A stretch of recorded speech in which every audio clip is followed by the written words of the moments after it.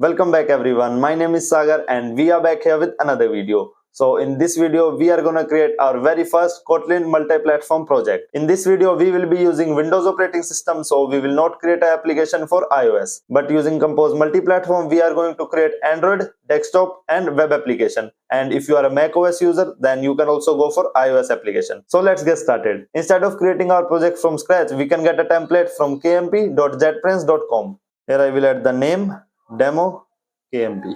Here the package ID,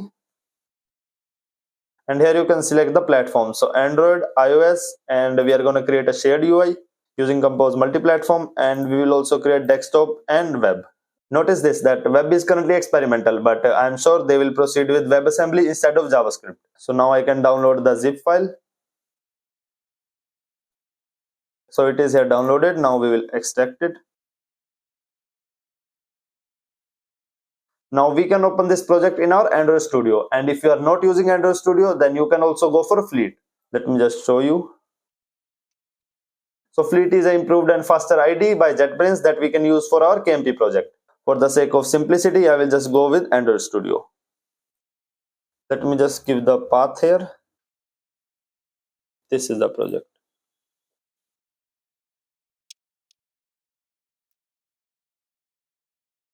Finally, the sync is finished now, and now let me explain you the project structure. Okay, there are a lot of modules here, but we don't know what are these, and that is because we are in Android view, and this view is optimized for Android projects, and we are not creating an Android project here, right? So we will switch to project view, and now you can see inside of our Compose app we will have these modules: Android main. So in this we will have our main activity and other stuff related to Android. After this there is this common main, so we can put our whole UI and our business logic that is common to all the platforms. So here you can see this is the UI that currently we are going to show in our all the platforms. After this common main we are having our desktop, and then iOS, and then this wasm.js main, so that is for our web app. And for all these modules we are having only one build.gradle file, and we can put our all dependencies in this file only. If you are a beginner, you can just leave this file for now, but still I am expecting that if you are watching this video and you want to try Kotlin multi-platform, then you are at least familiar with Android development, so you might already know about this build.gradle files. And after this Compose app module, we are also having this iOS app module. So that is specifically for iOS projects, but we will not look into that. So right now let us just open the Android familiar files.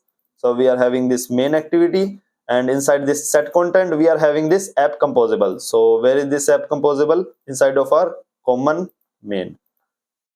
There you can see. So now let us quickly go through the UI part. So there is this boolean state show content, and we are using here animated visibility for these two composable, image and text. So image we are getting from our local resources. So there is this XML file that is present in common resources. There you can see. And there is this button to click. So these things are exactly similar to our Jetpack Compose, but there are some slight limitations that you cannot perform in this Compose multi-platform. For example, local context. So there is no local context that you can access here. And the reason is pretty much obvious, because the context object is related to activity, which is Android specific only. So the main component which we are using is this greeting message. So that is platform specific, and that is because there is this greeting class that we are using, and there is this platform interface implemented by all platforms. So let me just show you. So there is this Android platform class which is implementing this platform interface. So when we are defining a platform specific thing, so this function, so we have to use this expect keyword. So you can just imagine this thing as defining the interface, then having its implementation. So we are expecting a method here, and then we are defining the actual implementation inside of all the platforms. So here we are using get platform, and we are providing this platform, which is Android in the case of Android. And then we are also having JVM platform, which is for desktop, and wasm.js, which is for our web application. You can directly create your Android project from this run button, but if you want to create a desktop application, then you have to add some configuration here. That will be Gradle. compose app. So that is our module. Then run, and let me name it desktop. Apply, and then we can wait. One eternity later. And there we are. So we are having the window here, which is having the exact same UI as our Android application. So if we are clicking, we can also see the animation, but the text is not here. So let me, okay, there we can see the text is also here. So it is Java 17. And if we close this window, then our Gradle build will also finish. And after that, I just wanted to run a web application, but there were no resources for that. I checked all the GitHub repositories, I checked the official documentation, I messaged them in the Slack, so there were no responses. And after wasting a lot of hours, I just did some hit and trial and found this configuration. So for Gradle, I will just name it web, and there we have to write compose app, and then this you can see vast.js browser, but instead of test, we have to write here run. I literally checked every single documentation, but I couldn't found it. So if you found it, just let me know in the comments and apply. So let me run it. Let's see if it works.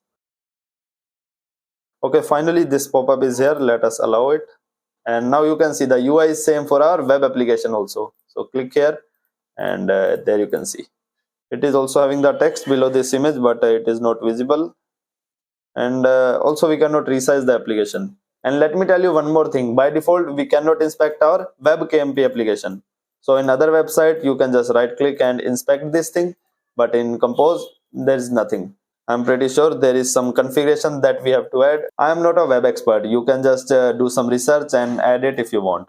So after this point, now you know how you can run your first KMP project. Now we can do some modifications in the UI, and you can stop this video if you want to do it by yourself.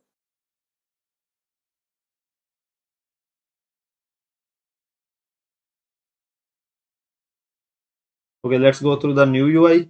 So I'm having a surface. Inside that there is a column and then text. So I'm having a title which will be platform specific, and I will get it from this screen data.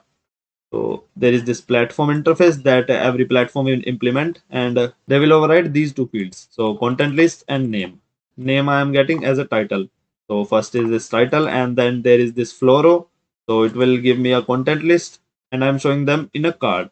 Okay, that is fine. And after that, I am having a text field. Let's see how that will work. And there you go. First is our title, then this is our flow row. So we are having 10 elements, and there is this text field. So we can just write it here, anything. And that's good. Let's try to the desktop application. And there we go. So we are having this title, and there is this flow row. And that is why I was using a flow row to show you how these cards will work. If we are changing the width, then they will act accordingly. And that is the expected behavior.